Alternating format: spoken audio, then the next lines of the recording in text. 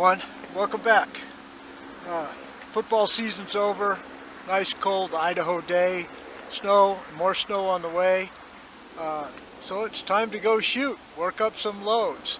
To test some load development based upon some new bullets that I bought. They're called Evergreen.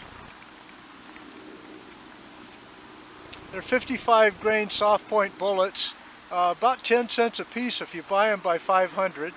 So I'm testing them out with 3 different powders, CFE 223, BLC2, and Prower Pro Varmint. The case are PMC cases with Winchester small rifle primers. The gun that I'm using is a Palmetto State Armory with a 20-inch barrel. It's got a 3-pound CMC trigger in it. It's got Magpul furniture on it. It's got a 4x16 UTG compact scope. I've got my magnetospeed chronograph on here. About 40 rounds is what I'm shooting. So we'll see how it works. I'm pretty excited, especially with cold weather, to see how much difference in velocity a day where it's in the 30s is, because that's what I plan on doing, is going coyote hunting. So I'll let you watch a couple of shots. After we're done, we'll circle back. I'll show you the targets and I'll show you the results. I've got my data sheet here. You can see that it's pretty full, so there's a lot of shooting. So rather than bore you, I'll just go ahead and shoot a few rounds so that you can see the rifle function, and we'll kind of go from there.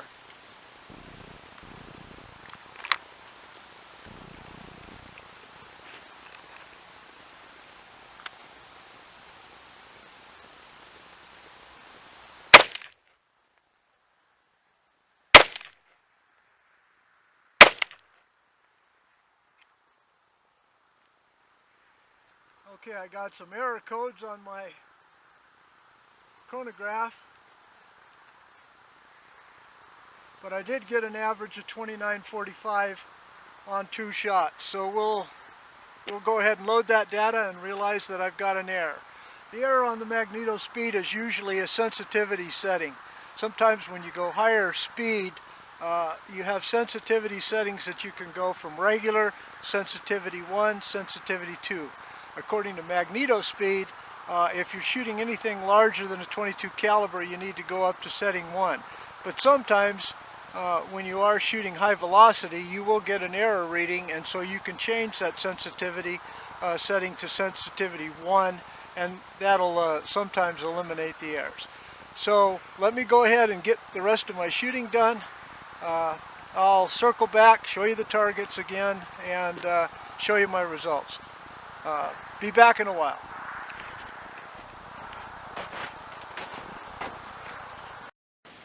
Here's the range results of my shooting today using 2 types of bullets. These are Everglades 55 grain bullets, bought in bulk, 500 of them, set at 2.20. Not too bad. These are the bullets that resemble Hornady VMAX that were bulk bullets from Midway USA, also at 55 grains, but allowed to be set with a longer case overall. So starting out with Prower Pro Varmint, at the middle load there, you can see that's a pretty nice group, but a lousy standard deviation and extreme spread, 82 and 116 respectively. But will you sacrifice that for that type of group? That's about 0.40 inches. Moving up to 25 grains, you can see that the group opened up a little bit to about 3/4 of an inch, but the standard deviation and extreme spread is still very high.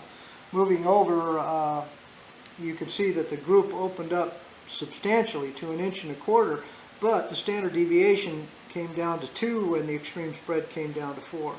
So moving to BLC2 powder, we're starting here at this lower load. I'm right at 3,000, 2981 feet per second, a 3/4 inch group, but not bad. Moving up a little bit, at 3/10 of a grain, the group opened up to about 1 inch, and I'm still at 2930. extreme spread of 34, and standard deviation of 18.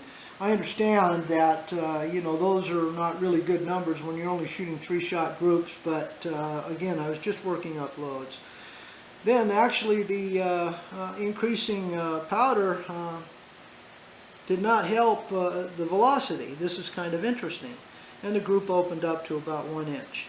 Then moving over to CFE 223, you can see that the group, that's actually 4 shots there because one is a sighter.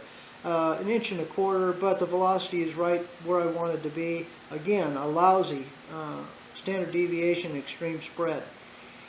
Moving up a little bit in grain weight, 3/4 inch, again right at that 2950 level, 3/4 inch.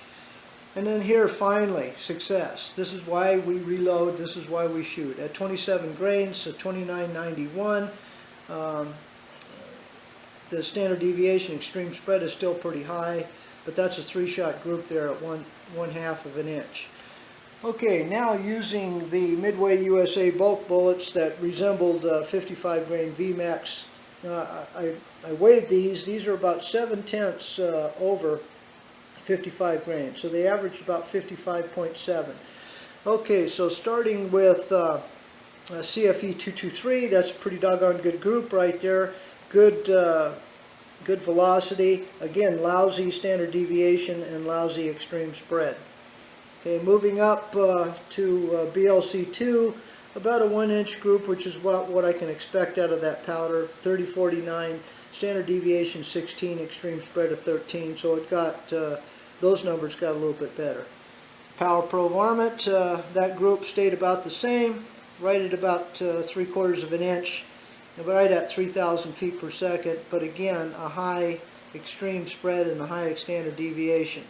So that's the result of my shooting. This is why we reload. We're trying to find the best acceptable powder bullet combination for whatever type of shooting that you're going to be doing. So today the Everglades bullets and the Midway bulk bullets saved me a lot of money and didn't shoot too badly. So I'll continue with this development.